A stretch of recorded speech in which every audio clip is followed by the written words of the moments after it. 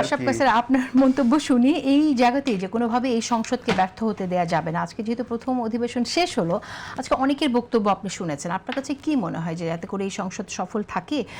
সংসদ ব্যর্থ হওয়া মানে তো আপনি জানেন গণতন্ত্র ব্যর্থ হয়ে যাওয়া প্রথমত, আর তাছাড়া সংসদ যদি গঠনমূলক আলোচনা হয় সেটা সাধারণ মানুষকে উপকৃত করে। সেই জায়গা থেকে আপনি আসলে কি দেখছেন? আমরা জুলাই সনদ নিয়ে অনেক আলোচনা এবার শুনলাম, আগামী সংসদ কেমন হতে পারে?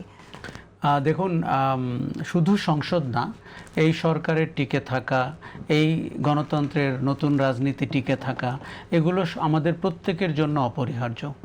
এবং কেউ যদি ভেবে থাকে মানে ওভার স্মার্ট হয়ে যে এখান থেকেও আমি একটি নতুন মতলব বের করব এবং নতুন একটি রাজনৈতিক উদ্দেশ্য হাসিল করব, সেটা কিন্তু আত্মহত্যার শামিল হবে।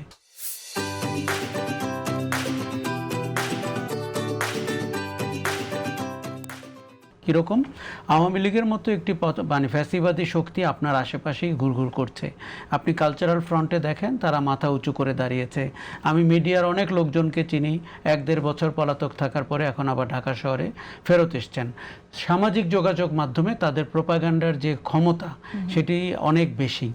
এই সময় যদি আপনি দলীয় রাজনীতির কোন্দল করে আমাদের দেশের স্থিতিকে নষ্ট করে ফেলেন, পার্লামেন্টকে অচল করে ফেলেন এবং সরকারকে আপনি নাজুক করে ফেলেন, তাহলে কিন্তু এটি প্রত্যেকের জন্যই একটি ভয়ঙ্কর দুঃসংবাদ বয়ে আনতে পারে। আচ্ছা, একটি বিষয়ে আমি আপনার মন্তব্য শুনতে চাই, সেটা হচ্ছে যে মুক্তিযুদ্ধ নিয়ে কথা বললেই আমরা শুনেছি, নির্বাচনের আগেও শুনেছি, নির্বাচনের পরেও আমরা শুনছি যে এই আওয়ামী লীগের রাজনীতি, আওয়ামী লীগের সময় আমরা মুক্তিযুদ্ধে চেতনা বিক্রি অনেক করতে দেখেছি, চেতনা ফেরি করতে দেখেছি, আবারও বিএনপি সেই জায়গায় যাচ্ছে। কিন্তু ইন্টারেস্টিংলি আমরা বিরোধী দলের নেতা, তিনি মুক্তিযুদ্ধ পরিবারের সন্তান।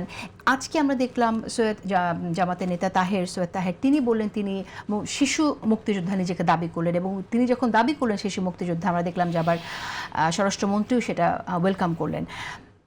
আপনার কাছে কেমন লাগছে বিষয়টা? মানে আসলে ওনারা এটাকে ডিসএগ্রি করে আবার সেটাই সেই রাজনীতিটাই করছেন কিনা বা সেদিকে যেতে চাইছেন কিনা? দেখুন, আমি প্রথমত বলি 1971-এর মুক্তিযুদ্ধ নিয়ে কোনো প্রশ্ন করার বা অপ্রয়োজনে সেটিকে খাটো করার চেষ্টা, এগুলো সমস্ত ব্যর্থ রাজনীতির অংশ। শেখ হাসিনা এবং আওয়ামী লীগ নিশ্চিতভাবে মুক্তিযুদ্ধকে ব্যবসার উপকরণ বানিয়েছিল।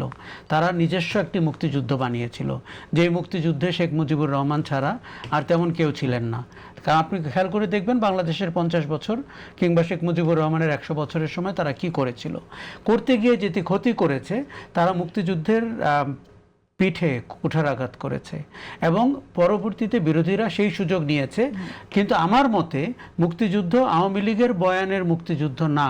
মুক্তিযুদ্ধ এদেশের মানুষের চেনা, অংশগ্রহণ করা একটি বড় স্বাধীনতার যুদ্ধ। এই জায়গাটি তো রয়েছে। 24 কি হয়েছে, এই যে 71-এর পরাজিত শক্তি এবং মতলববাদ যারা আছেন, তারা 24-কে প্রতিস্থাপন করার চেষ্টা করেছেন নতুন মুক্তিযুদ্ধ হিসাবে বা স্বাধীনতার নতুন সময় হিসাবে। এটি করতে গিয়ে তারা অন্তর্বর্তী সরকারের সহযোগিতা পেয়েছে। এই তরুণদের কেউ কেউ যারা মূলত তাদেরই ছাত্র সংগঠনের কর্মীরা, তারা এই ন্যারেটিভের সাথে যুক্ত হয়েছে এবং তারা মুক্তিযুদ্ধকে হেয় করে, মুক্তিযুদ্ধকে খাটো করে, প্রশ্নবিদ্ধ করে 24-কে সামনে আনার চেষ্টা করেছেন।